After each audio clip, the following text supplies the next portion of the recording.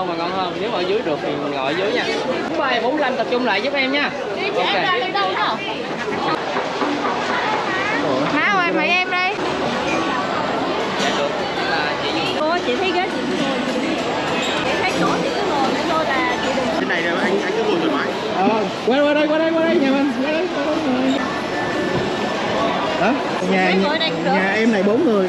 Đây có người nước ngoài đây. Nó bảo qua là ta đi rồi, mấy bà kia dành rồi, được biết. I asked my nephew, I don't.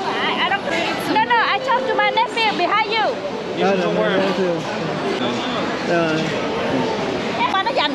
Vậy hả? Tell you hope is gone if you don't stay. I tell you I am done if you don't show me the way. Please stay if only for today.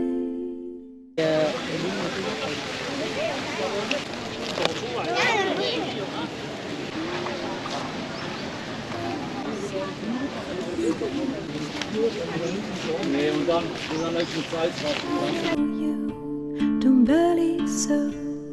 Please stay when I demand you to go. Please say I am the one you will follow.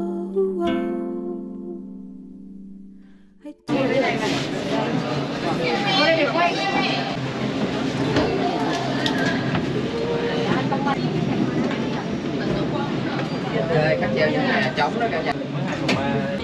Chị không đi dù. Chị đi ngồi trên cái hướng dương này bằng đây hai cái nồi xôi lại sẵn. Trải nghiệm.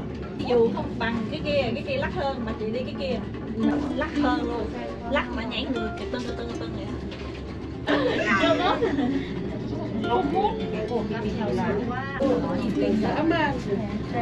Không phải nổi không.